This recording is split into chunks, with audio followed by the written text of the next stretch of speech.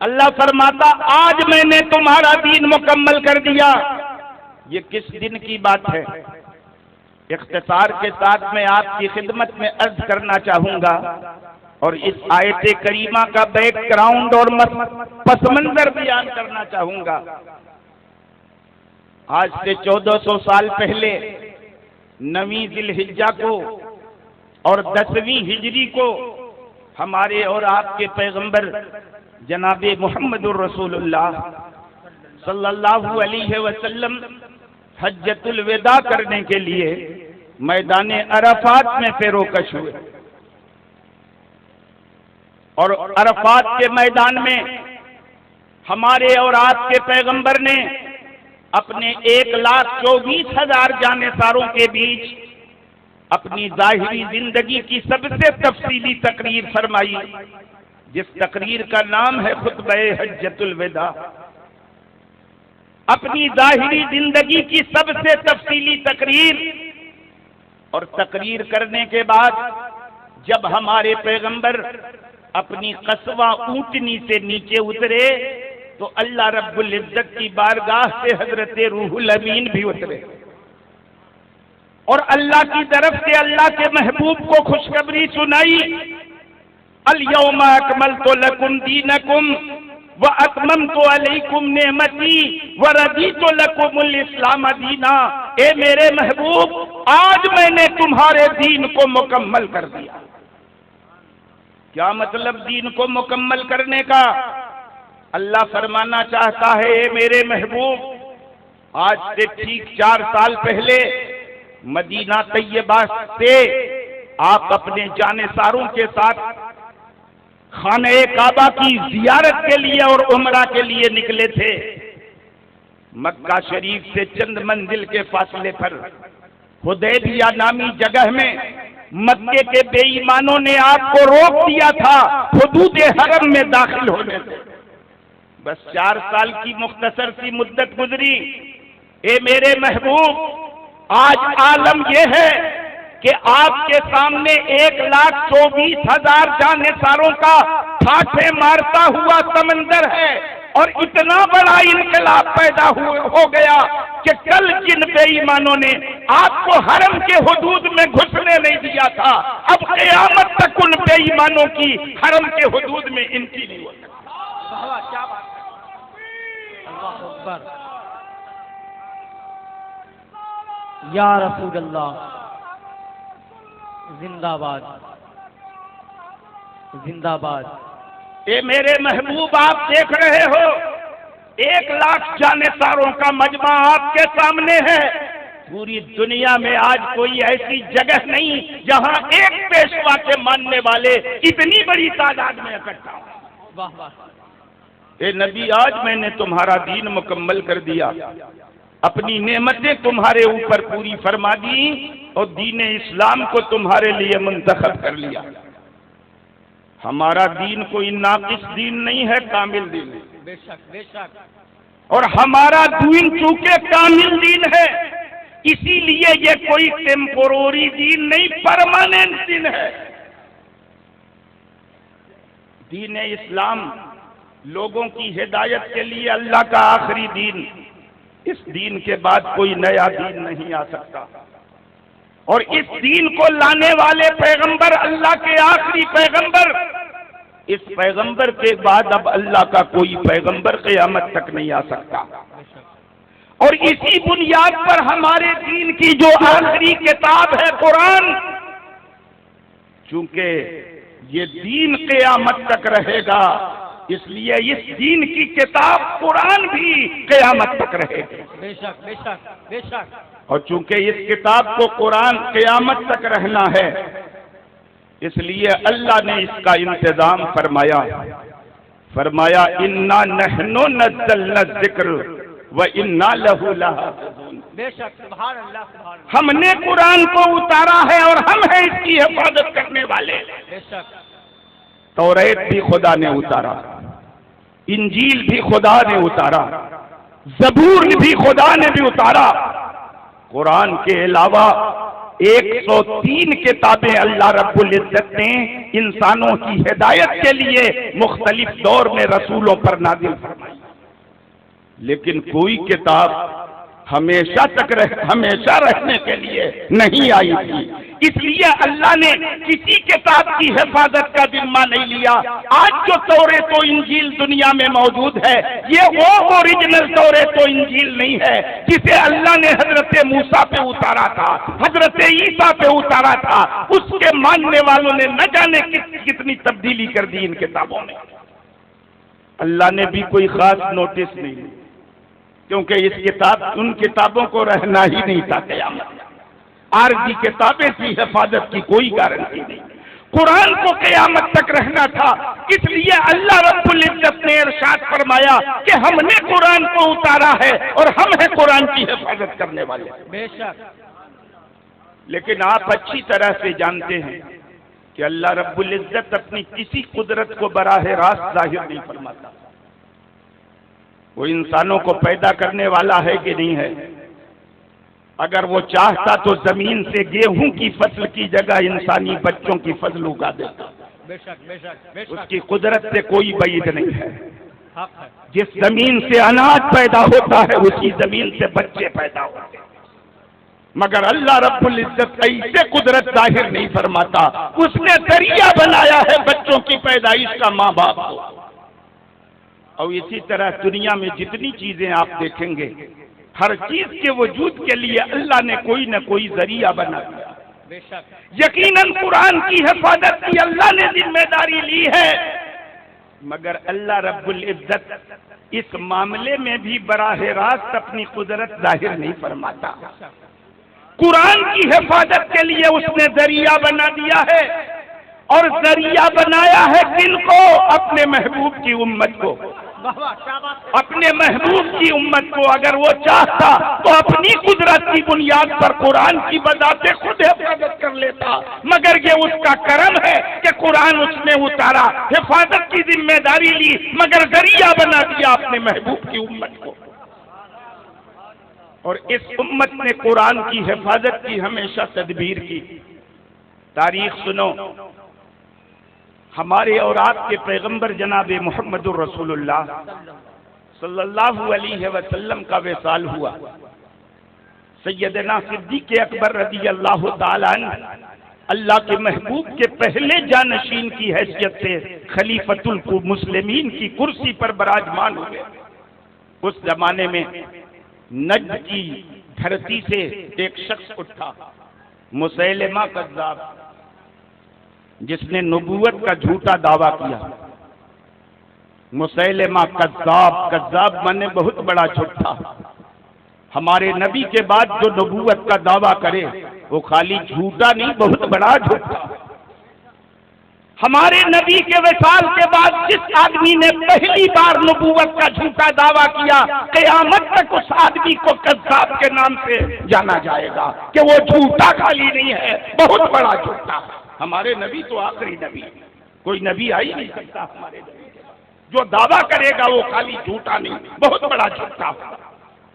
اور اسی بنیاد پر سیدنا صدیق اکبر رضی اللہ تعالیٰ عنہ نے نبوت کے اس جھوٹے دعوے دار کے مقابلے میں اور اس کے جھوٹے پیروکار کے مقابلے میں ایک فوج بھیجی مسلمانوں کی، سیدنا خالد ابن ولید رضی اللہ تعالیٰ عنہ کی قیادت میں۔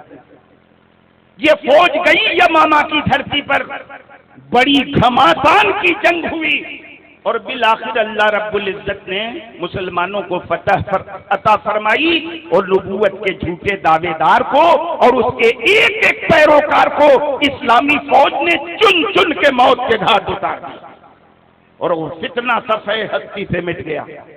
لیکن اس جنگ میں مسلمان بھاری تعداد میں شہید ہوئے، اور ان شہید ہونے والوں میں ایک روایت کے مطابق 70 حافظ تھے، اور دوسری روایت کے مطابق 700 حافظ قرآن کے حافظ۔ سبحان اللہ سبحان اللہ۔ اللہ نے اپنے کرم پر قرآن کی حفاظت کا ذمہ لیا۔ مسلمان اس کی تدبیر پہلے سے کرتے رہے، قرآن کیسے محفوظ رہے گا؟ بھاری تعداد موجود تھی صحابہ میں قرآن کے حافظوں، تو کتنے حافظ شہید ہوئے؟ 700 یا 70۔ جب جنگ سے پلٹے سیدنا فاروق اعظم رضی اللہ تعالیٰ عنہ تو وہ حاضر ہوئے سیدنا صدیق اکبر کے پاس۔ غور سے سنیے گا، ایک بہت ضروری بات ہم آپ سے کہنے جا رہے ہیں۔ سیدنا صدیق اکبر کے پاس فاروق اعظم گئے اور انہوں نے عرض کیا کہ حضور، اسلامی جنگوں میں اگر قرآن کے حافظ ایسے ہی شہید ہوتے رہے تو ہم کو خطرہ ہے کہ قرآن کا بہت سارا حصہ ہم لوگوں کی نگاہوں سے اوجھل نہ ہو۔ اس لیے سرکار ایسا کیا جائے کہ قرآن کریم کو کتابی شکل میں اکٹھا کر دیا جائے۔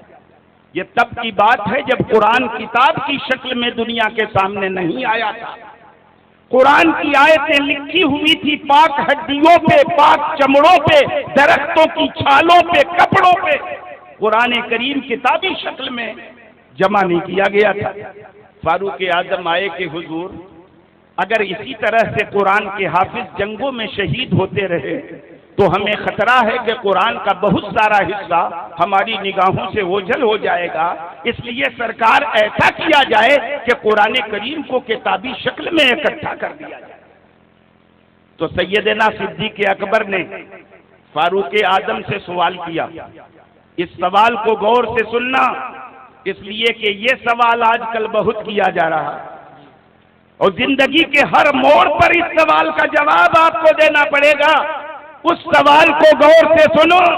سیدنا صدیق اکبر نے فاروق اعظم سے کہا، عمر کیف تفعل شیئا لم یفعلہ رسول اللہ صلی اللہ علیہ وسلم۔ سبحان اللہ، سبحان اللہ۔ عمر، کتابی شکل میں قرآن کو پیغمبر نے اکٹھا نہیں اکٹھا کیا ہے کتابی شکل میں۔ عمر، وہ کام کیسے کرو گے جسے اللہ کے رسول نے نہیں کیا؟ وہ کام کیسے کرو گے؟ اس سوال کو ٹھیک سے اپنے ذہن میں بٹھا لینا، کیونکہ دنیا میں جتنے بدعقیدے ہیں ہم سنیوں سے یہی سوال کرتے ہیں، اے میلاد کرنے والے سنیوں، وہ کام کیوں کرتے ہو جسے رسول اللہ نے نہیں کیا؟ اے کھڑے ہو کے سلام پڑھنے والوں، وہ کام کیوں کرتے ہو جسے رسول اللہ نے نہیں کیا؟ اے مزارات پہ چادریں ڈالنے والوں، وہ کام کیوں کرتے ہو جسے رسول اللہ نے نہیں کیا؟ اے نیاز فاتحہ کرنے والوں، وہ کام کیوں کرتے ہو جسے اللہ کے رسول نے نہیں کیا؟ قدم قدم پہ یہ سوال آج ہم سے ہو رہا ہے۔ یہ سوال جاننا بھی ضروری ہے اور اس سوال کا جواب جاننا بھی ضروری ہے، تاکہ قدم قدم پر تم بدعقیدوں کو جواب دے سکو۔ بے شک، بے شک۔ سیدنا صدیق اکبر نے سوال کیا فاروق اعظم سے، کیف تفعل شیئا لم یفعلہ رسول اللہ صلی اللہ علیہ وسلم۔ عمر، وہ کام کیسے کرو گے جسے اللہ کے رسول نے نہیں کیا؟ تو فاروق اعظم کا جواب سنو اور جواب غور سے سننا، اور ان بدعقیدوں کی عقل پر ماتم کرنا کہ جس سوال کا جواب آج سے 1400 سال پہلے دیا جا چکا ہے، بے ایمان و سوال آج تک دوہرا رہا ہے۔ میں عرض کرنا چاہوں گا، اچھا ہے بہت گرمی لگ رہی ہے، اب اس کو مت چالو کریے گا۔ میں عرض کرنا چاہتا ہوں، سیدنا صدیق اکبر کا سوال سنو۔ کہا ہے کہ عمر، وہ کام کیسے کرو گے جسے اللہ کے رسول نے نہیں کیا ہے؟ تو فاروق اعظم نے جواب دیا، واللہ ھذا خیر وَإِن لَّمْ يَفْعَلْهُ رسول اللہ صلی اللہ علیہ وسلم۔ حضور، بھلے یہ کام رسول اللہ نے نہیں کیا ہے، مگر قسم خدا کی یہ کام بہت اچھا ہے۔ بھلے رسول اللہ نے نہیں کیا مگر قسم خدا کی یہ کام بہت اچھا ہے۔ جب یہ جواب دیا فاروق اعظم نے تو پھر سیدنا صدیق اکبر نے کہا، عمر، وہ کام کیسے کرو گے جسے رسول اللہ نے نہیں کیا؟ تو پھر وہی جواب دیا فاروق اعظم نے، بھلے رسول اللہ نے نہیں کیا ہے مگر قسم خدا کی یہ کام بہت اچھا۔ پھر وہی سوال وہی جواب۔ بخاری شریف کی روایت ہے، سیدنا صدیق اکبر فرماتے ہیں، فلم یزل عمر یرددنی حتی شرح اللہ صدری ورأیت فی ذلک ما رأى عمر۔ میں یہی سوال کرتا رہا، عمر وہی جواب دیتے رہے، نہ میرا سوال بدلا نہ ان کا جواب بدلا۔ واہ واہ، کیا بات ہے۔ بار بار میں سوال کرتا رہا، عمر وہی جواب دیتے رہے۔ میں پوچھتا وہ کام کیسے کرو گے جسے رسول اللہ نے نہیں کیا؟ وہ پلٹ کے جواب دیتے، بھلے رسول اللہ نے نہیں کیا مگر قسم خدا کی یہ کام بہت اچھا ہے۔ تو کہتے ہیں کہ یہی جواب دیتے رہے یہاں تک کہ اللہ نے میرے سینے کو کھول دیا۔ سبحان اللہ۔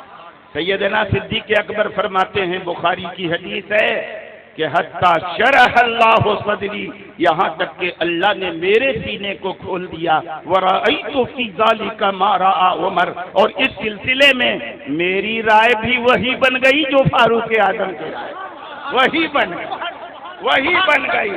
یاد رکھنا، صحابہ کے زمانے میں اس پرشن کو حل کیا جا چکا ہے کہ مسلمان وہ کام کیسے کرو گے جسے رسول نے نہیں کیا ہے۔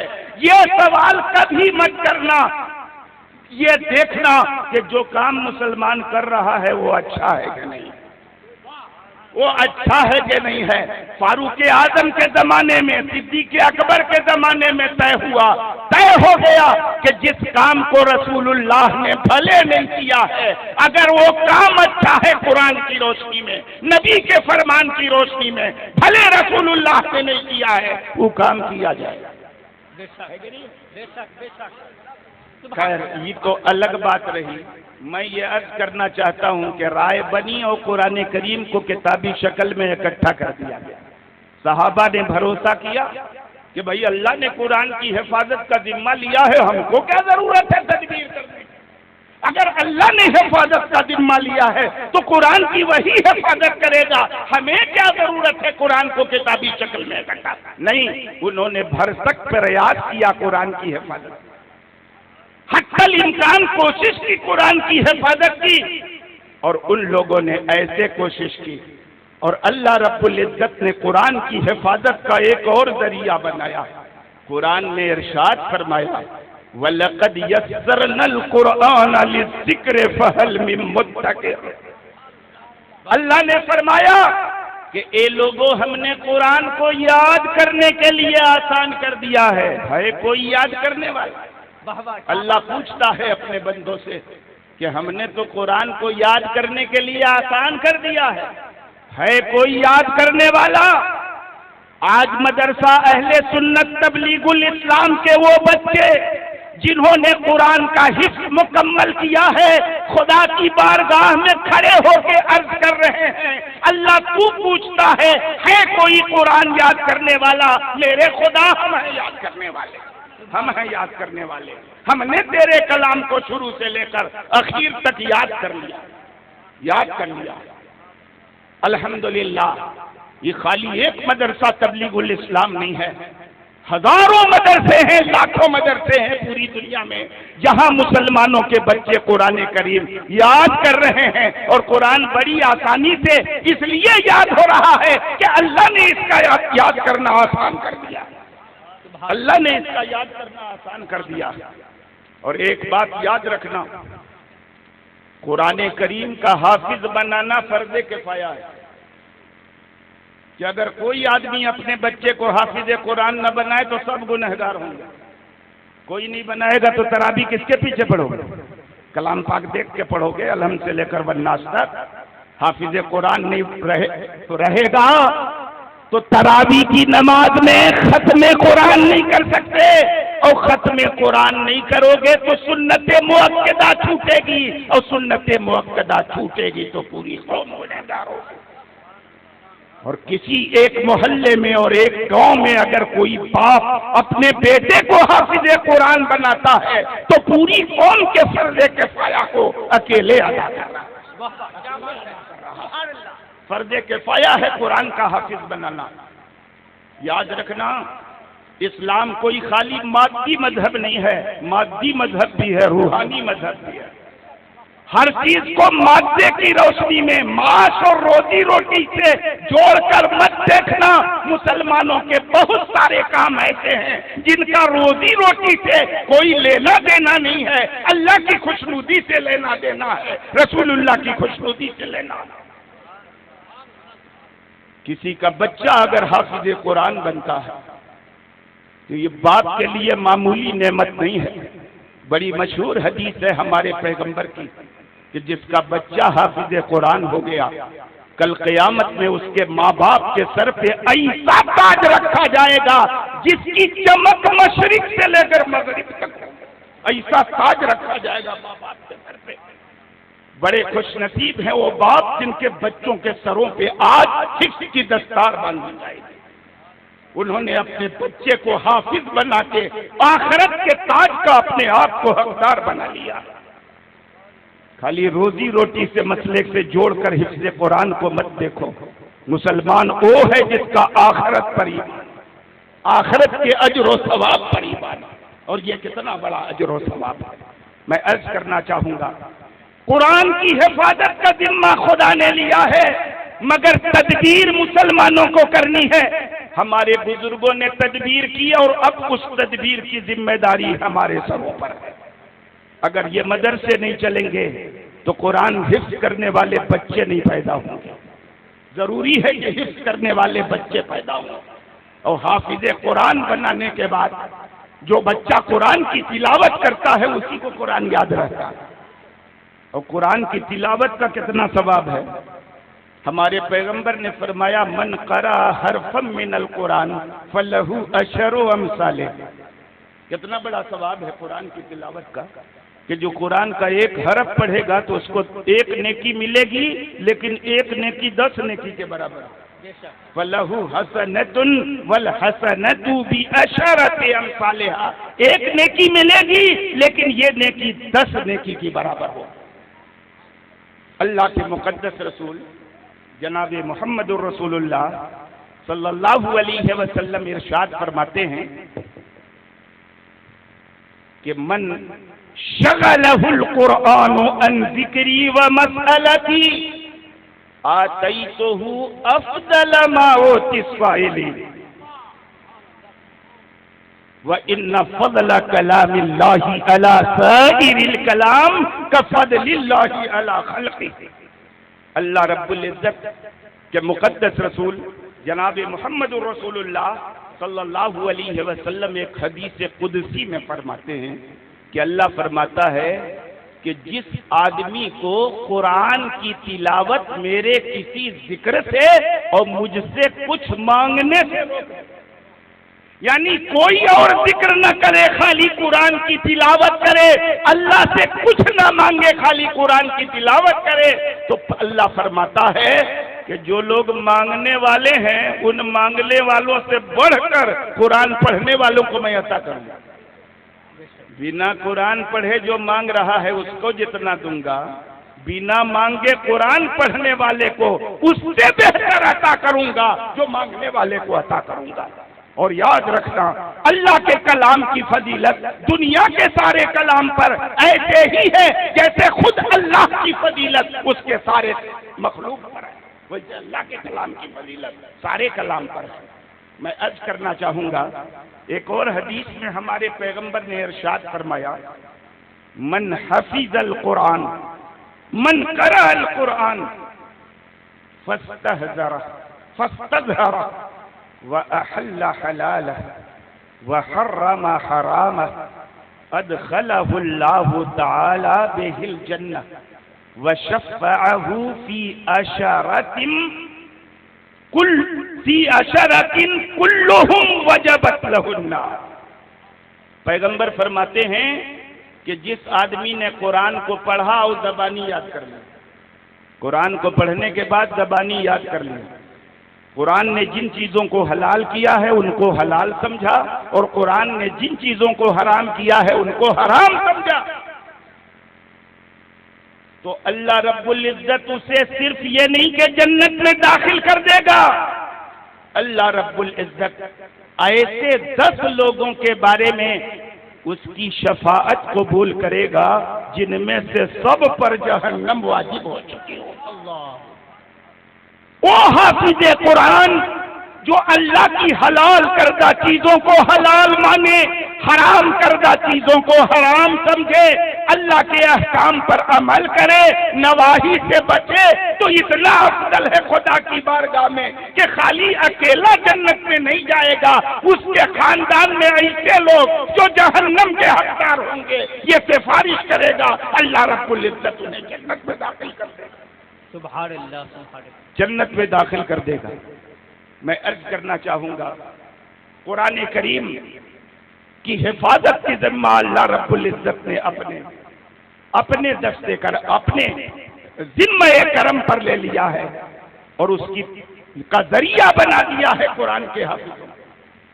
ایک بات یہیں پر میں عرض کر دوں، اللہ رب العزت نے ارشاد فرمایا کہ وَلَقَدْ يَسَّرْنَا الْقُرْآنَ لِلذِّكْرِ، ہم نے قرآن کو یاد کرنے کے لیے آسان کر دیا، اور دوسرا ترجمہ ہے کہ ہم نے قرآن کو نصیحت حاصل کرنے کے لیے آسان کر دیا۔ لیکن آج کل کچھ لوگوں نے یہ ترجمہ کر دیا کہ ہم نے قرآن کو سمجھنے کے لیے آسان کر دیا، اس لیے ہر نتھو بدھو خیرو چند کتابیں اردو کی پڑھ کر علماء کے شانے بشانہ کھڑا ہو گیا، قرآن کی تفسیر کرنے لگا، قرآن کی تشریح کرنے لگا۔ یاد رکھنا، قرآن سے نصیحت کرنا جتنا حاصل کرنا جتنا آسان، قرآن کو یاد کرنا جتنا آسان، قرآن کی روح تک پہنچنا اتنا بڑا مشکل، اتنا مشکل۔ اور اسی لیے اللہ رب العزت نے قرآن پر عمل کرنے کا سب کو حکم دیا ہے، قرآن سے نصیحت حاصل کرنے کا سب کو حکم دیا ہے، لیکن قرآن کا عالم بننے کا سب کو حکم نہیں دیا۔ سب پر فرض نہیں ہے عالم بننا، کچھ لوگوں کو فرض ہے عالم بننا۔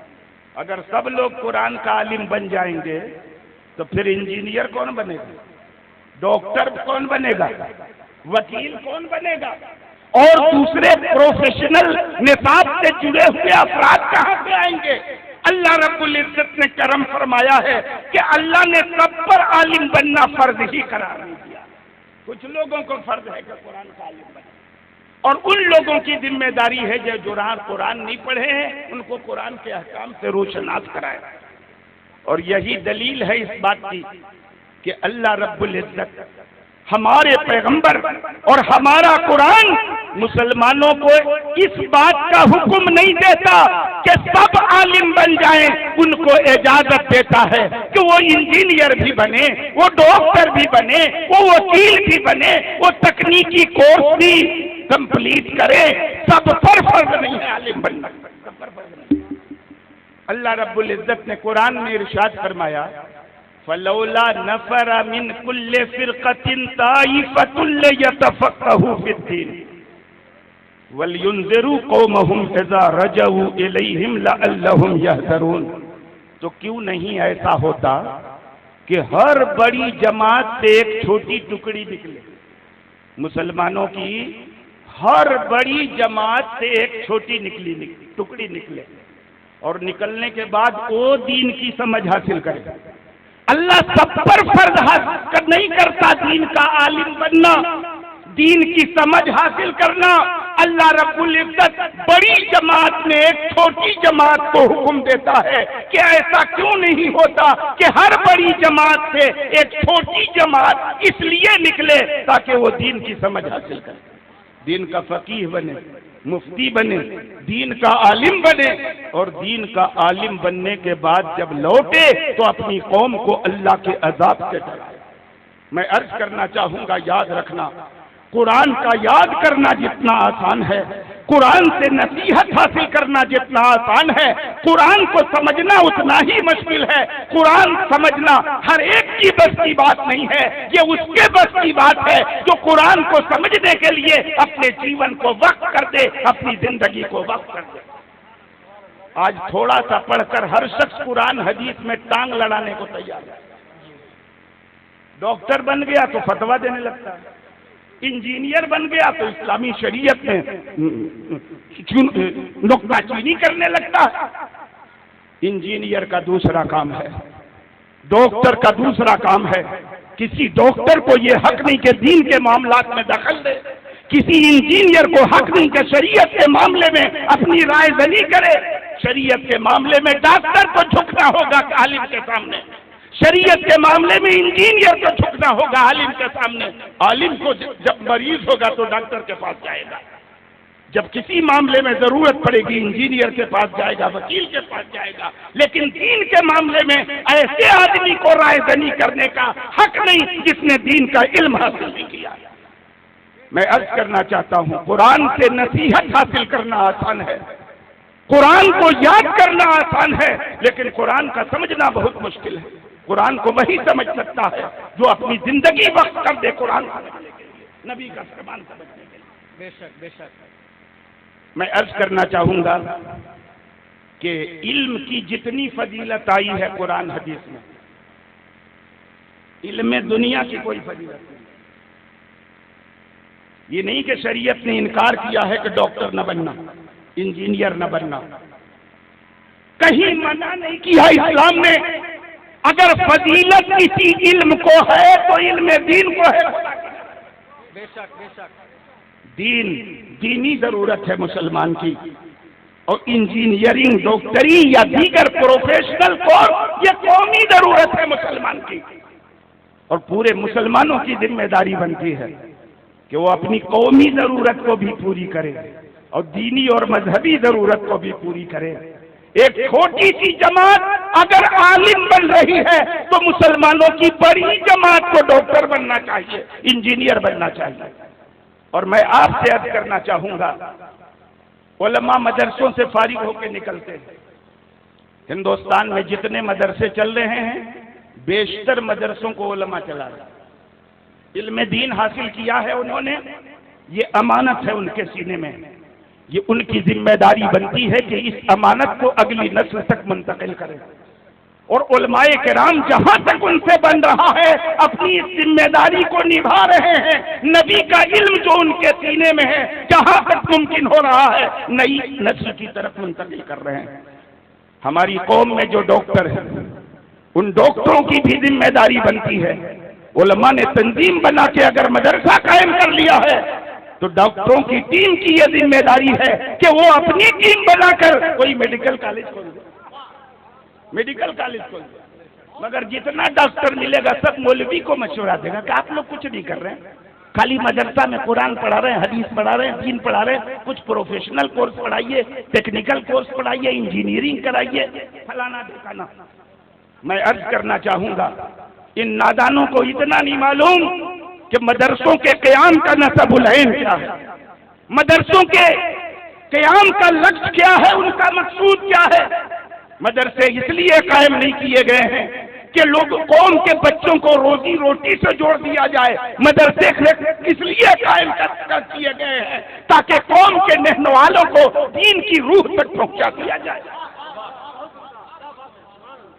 اگر مدارس میں ٹیکنیکل کورس کی بات کی گئی, اگر مدارس کے بچوں کو پروفیشنل کورس سے جوڑا گیا, اسی میں کسی طرح کا اور کورس شامل کیا جائے گا تو نہ خدا ہی ملا نہ ویسالے سے, نہ ادھر کے رہے نہ ادھر کے رہے, نہ اچھا پروفیشنل انسان بن پائے گا نہ مذہب کا اچھا جانکار بن جائے گا.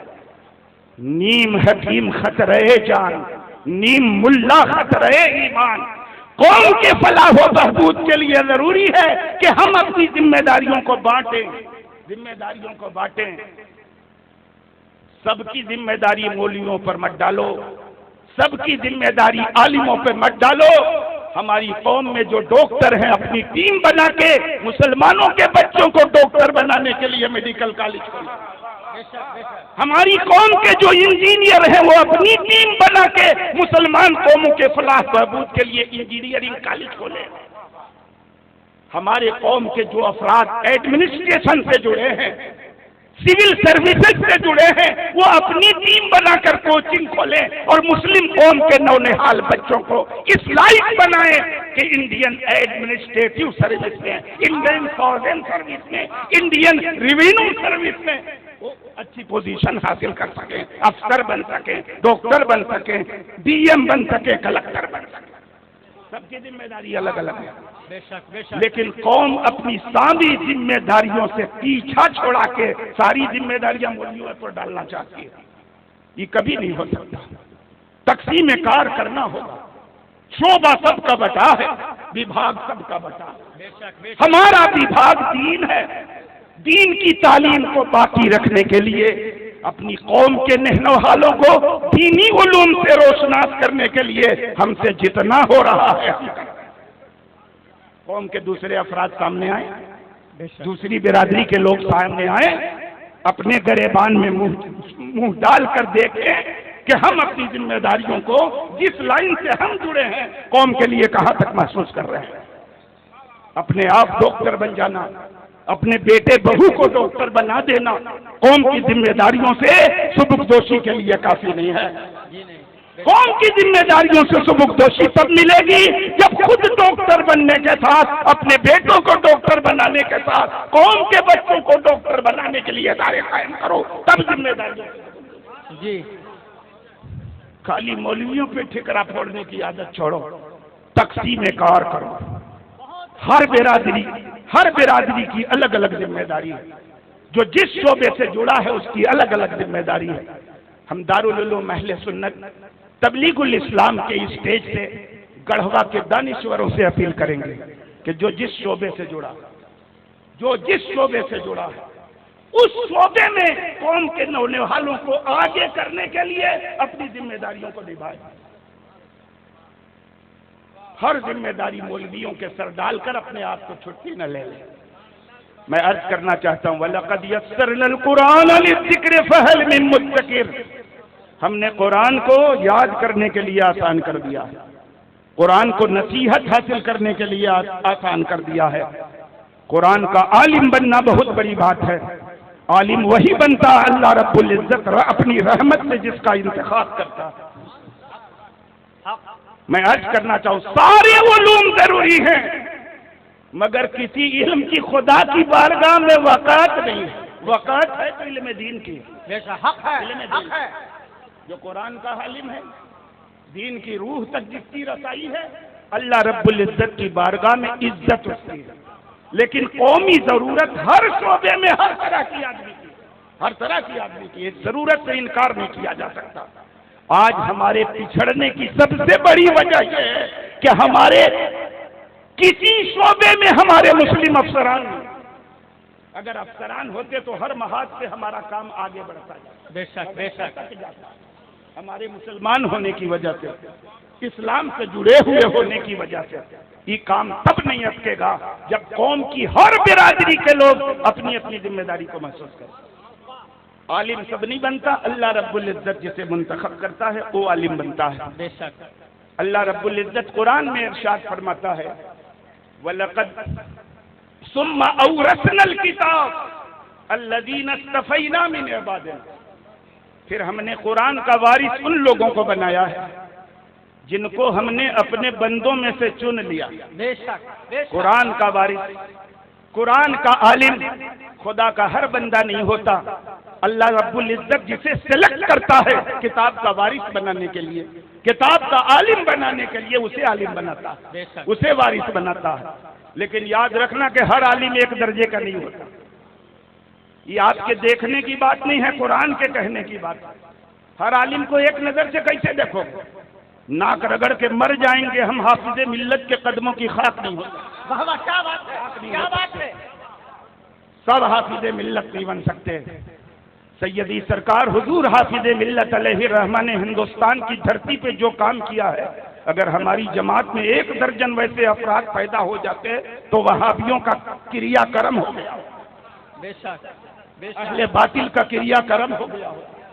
मैं अर्ज करना चाहूंगा सब बराबर नहीं होते, कमी बेशी होती है। सबको एक नजर से देखने की कोशिश मत करना। इसमें भी दर्जा बटा हुआ है, कैटेगरी है इनमें, और ये हम नहीं कहते, कुरान ने कहा है सुम्मा औरसनल किताब अल्लज़ीना इस्तफ़ैना मिन इबादिना। फिर हमने किताब का वारिस अपने उन बंदों को बनाया है जिन बंदों को हमने मुंतखब कर लिया है। आलिम हर आदमी नहीं होता, अल्लाह का सिलेक्टेड बंदा होता है, अल्लाह का चुना हुआ मुंतखब बंदा होता है। तो फिर अल्लाह फरमाता है फमिनहुम ज़ालिमुल लिनफ्सिही।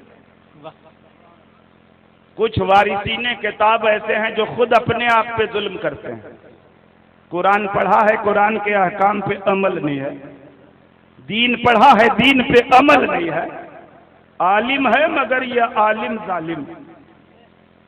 کہا کہ اوریجنل کتاب. اللہ یہ نہیں فرماتا کہ وہ وارث کتاب نہیں ہے.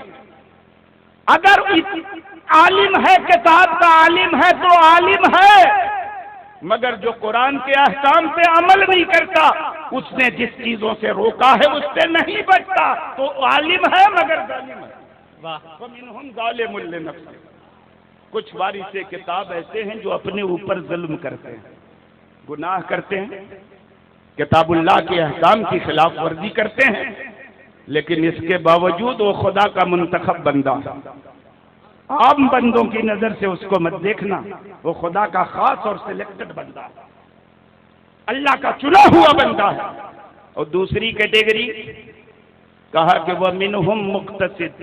کچھ لوگ درمیانی کیٹیگری کے ہیں، مڈل کلاس کے، درمیانی درجے کے، کہ اکثر وہ تقوی اختیار کرتے ہیں، پرہیزگاری کرتے ہیں، اللہ کے احکام پہ عمل کرتے ہیں، لیکن کبھی کبھار شیطان کے احکاوے میں آ کے کچھ غلطی بھی ہو جاتی ہے ان سے. تو اب غلطی ہو جاتی تو قوم اچھالنے لگتی ہے، دیکھو فلاں مولوی نے ایسا کر دیا، حالانکہ 1000 آدمی ویسا کر رہا ہے، اور وہ جان رہا ہے کہ یہ مولوی آسمان سے ٹپکا نہیں، ہمارا بیٹا، ہمارا بھتیجا، ہمارا بھائی، مگر اس سے توقع رکھتا ہے کہ یہ وہ کام کرے جو فرشتے کرتے ہیں، یعنی گناہ ہوئی نہیں. یہ کیسے ہوگا؟ عالم ہے تو انسان ہے، شیطان اس کے پیچھے پڑا ہے، جاہل کو کم بہکاتا، عالم کو زیادہ بہکاتا ہے. تو ہو سکتا ہے جو مڈل کلاس کا عالم ہو وہ کبھی کبھار شیطان کے بہکاوے میں آ جائے، گناہ سرزد ہو جائے. پردہ ڈالو، زیادہ ظاہر نہ ہو تو پردہ ڈال دو. ایسا ہوتا ہے، اسی دیگری حالت. وَمِنْهُمْ سَابِقٌ بِالْخَيْرَاتِ. اور انہی وارثین کتاب میں وہ ہیں جو ہر بھلائی کی طرف سبقت کرتے ہیں. کوئی نیکی ان سے نہیں چھوٹتی، فرائض واجبات تو اپنی جگہ، نوافل نہیں چھوٹتے. ہمارے سیدی سرکار حضور حافظ ملت علیہ الرحمہ کی تہجد کی نماز زندگی میں کبھی نہیں چھوٹی. سبحان اللہ، سبحان اللہ. حضور حافظ ملت علیہ الرحمہ ان عالم تھے، منہم سابق بالخیرات، ہر بھلائی کی طرف انہوں نے پیش قدمی کی، ہر نفس کو انہوں نے اپنایا، سرکار کی ہر سنت میں انہوں نے عمل کیا. ان میں سے تھے حضور حافظ ملت ہے، سیدی سرکار حضور مجاہد ملت ہے، سیدی سرکار حضور مفتی اعظم ہے. ہماری جماعت کے بزرگ علماء ہیں، یہ ان علماء ان کیٹیگری میں ہیں جن سے کبھی گناہ ہماری نگاہوں کے سامنے سرزد. اللہ نے ان کو گناہ سے محفوظ رکھا. فرائض اور واجبات تو فرائض و واجبات ہیں، اگر کسی نفل پہ ان کا عمل ہو گیا تو نفل کو نہیں کیا. تہجد کی قضا نہیں ہوئی تو کیٹیگری ہے علماء کی، لیکن سب وارث کتاب ہیں، اللہ کے سلیکٹڈ بندہ ہیں، اللہ کے منتخب بندہ ہیں. اللہ جن کو کتاب کا علم دیتا ہے سمجھ جاؤ کہ وہ اللہ کا چنا ہوا بندہ. اور حدیث شریف میں اس کی اور صراحت آئی، کہا کہ فَأَمَّا الَّذِينَ سَبَقُوا فَأُولَئِكَ يَدْخُلُونَ الْجَنَّةَ بِغَيْرِ حِسَابٍ. سبحان اللہ، سبحان اللہ. علماء کی جو فرسٹ کیٹیگری ہے، سب سے اونچے درجے پہ ہیں، سابق بالخیرات ہیں، بھلائیوں میں سبقت کرنے والے، یہ وہ علماء ہوں گے اللہ رب العزت جن کو بلا حساب کتاب جنت میں. سبحان اللہ، سبحان اللہ. کہ وَأَمَّا الَّذِينَ اقْتَصَدُوا فَأُولَئِكَ يُحَاسَبُونَ حِسَابًا يَسِيرًا. اور جو عالم جو ہے میڈیم کیٹیگری کے ہیں، درمیانے درجے کے، متقی پرہیزگار بھی ہیں، اور کبھی کبھی شیطان کے بہکاوے سے گناہ بھی سرزد ہو جاتا ہے. تو اللہ کے پیغمبر فرماتے ہیں فَأُولَئِكَ الَّذِينَ يُحَاسَبُونَ حِسَابًا يَسِيرًا. علماء کی اس ٹیم سے اللہ حساب تو لے گا لیکن بہت آسان حساب لے گا، فارمیلٹی پوری ہوگی. لیکن کتاب کا وارث ہے وہ، اللہ کا سلیکٹڈ بندہ ہے وہ، تھوڑا سا حساب کتاب کی فارمیلٹی پوری کر کے جاؤ جنت. ہے کہ نہیں ہے؟ اور پھر آخر میں فرمایا وَأَمَّا الَّذِينَ ظَلَمُوا فَأُولَئِكَ الَّذِينَ يُحْبَسُونَ طُولَ الْمَحْشَرِ. ان میں وارثین کتاب میں جو ظالم ہیں تھرڈ کلاس کے ہیں، اپنے اوپر ظلم کرنے والے، احکام کی خلاف ورزی کرنے والے، تو ان کو جب تک کہ اللہ رب العزت محشر میں جو عدالت قائم کرے گا، عدالت جب تک برخاست نہیں ہوگی ان کو سزا دی جائے گی کہ یہیں رکے رہو، اور عدالت جیسے ہی برخاست ہوگی اب جاؤ تم بھی جنت۔ میں عرض کرنا چاہتا ہوں، اللہ نے فرمایا ہم نے قرآن کو یاد کرنے کے لیے آسان کر دیا ہے، نصیحت حاصل کرنے کے لیے آسان کر دیا ہے۔ نصیحت حاصل کرنا آسان، قرآن کو یاد کرنا آسان، لیکن قرآن کا عالم بننا بہت مشکل۔ یہ اللہ کے فضل کی بات ہے، یہ اللہ کے کرم کی بات ہے، اپنے بندوں میں جسے چنتا ہے اسے اپنی کتاب کا وارث بنا دیتا ہے، اپنی کتاب کا عالم بنا دیتا ہے۔ اس لیے کبھی منتظمین مدرسہ اس بات کی کوشش نہ کریں کہ کسی مدرسے میں کسی ٹیکنیکل کورس کو کھولا جائے، ورنہ جو مقصود ہے وہی ختم ہو جائے۔ قوم کے چندوں سے یہ عمارت بنی ہے، قوم کے عطیات سے یہ مدرسہ کھڑا ہوا ہے، اور اس کا مقصود یہ ہے کہ اس میں بچے دین کی تعلیم حاصل کریں۔ ہاں، اگر ان بچوں کو کسی پروفیشنل کورس سے جوڑنا ہے تو فارغ ہونے کے بعد ہم زنجیر نہیں ڈالتے بچوں کے پیروں میں۔ اپنا کھولیے نا پروفیشنل کورس والا ادارہ، یہاں سے حافظ نکلے کوٹا بنا دیجئے کہ تبلیغ الاسلام سے نکلنے والے 50 حافظ میں 25 کو ہم پڑھائیں گے، پروفیشنل کورس دیں گے۔ انہوں نے دین کا علم دیا ہے، ہم اس کو روزی روٹی سے جوڑ دیں گے، سب ذمہ داری مدرسے میں مت ڈالیں۔ اللہ رب العزت ہم تمام مسلمانوں کو دین سمجھنے کی۔ ایک بات اور عرض کر دوں، دیکھیے بہت دنوں سے یہ سازش چل رہی ہے کہ مسلمانوں کا جو دھرم اور دین بچا ہوا ہے اس کی واحد وجہ مدرسہ۔ بے شک۔ تو کبھی مدرسوں پہ الزام لگایا جاتا ہے کہ یہ آتنکواد کے اڈے ہیں، دہشت گردی کے مراکز، تاکہ مدرسے بند ہو جائیں۔ دین رہے گا نہیں تو مسلمانیں نہیں رہے گا بھی نہیں تو دین نہیں رہے گا تو نام کا مسلمان رہے گا۔ ایسے لوگوں سے دنیا کو کوئی خطرے نہیں، کوئی خطرہ نہیں۔ ایک واقعہ چھوٹا سا سنا دوں میں۔ گڑھوا میں ایک صاحب ہیں، ہم سے ملے۔ کہاں رہتے ہیں بھائی؟ کہ دلی رہتے ہیں۔ کیا کرتے ہیں؟ کہتے ہیں میں مولائے کائنات پہ ریسرچ کر رہا ہوں، حضرت علی ابن طالب پہ ریسرچ کر رہا ہوں۔ سمجھ رہے ہیں آپ؟ غور سے سنیے گا، علی ابن طالب پہ ریسرچ کر رہا ہوں۔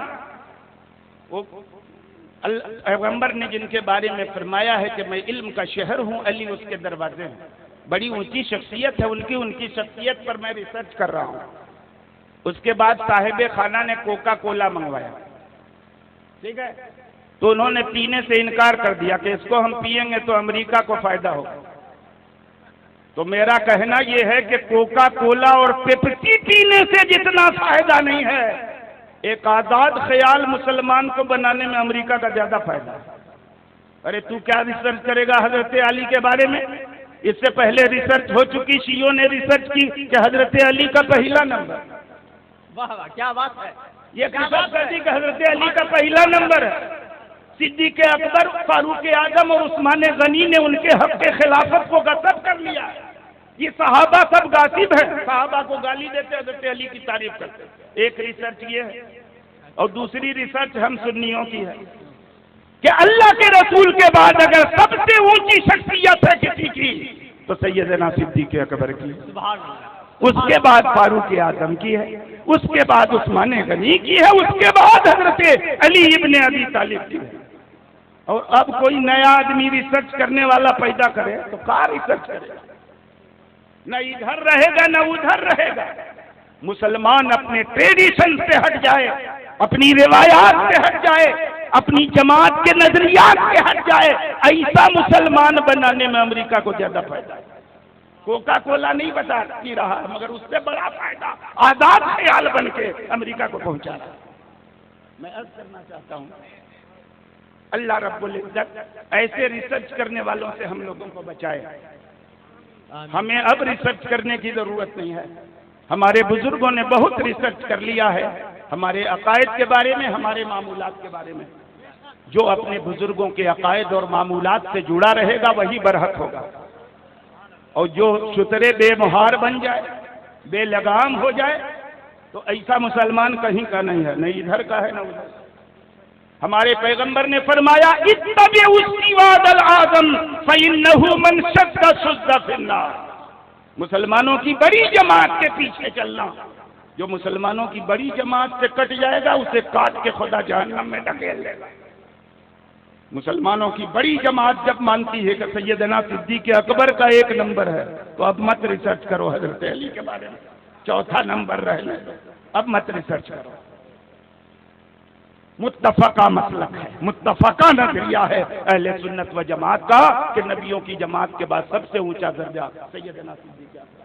بے شک الحمدللہ ہم سنی مسلمان جن روایات، جن مراسم، جن معمولات پہ عمل پیرا ہیں وہی مسلمانوں کی بڑی جماعت کا مسلک ہے، بڑی جماعت کا عقیدہ ہے۔ آج بہت سارے لوگ پیدا ہو گئے میلاد کو بدعت کہنے والے، سلام کو بدعت کہنے والے، عرس کو بدعت کرنے والے، نیاز کو بدعت کہنے والے، مگر ان بے ایمانوں کی عمر 200 سال سے زیادہ نہیں ہے۔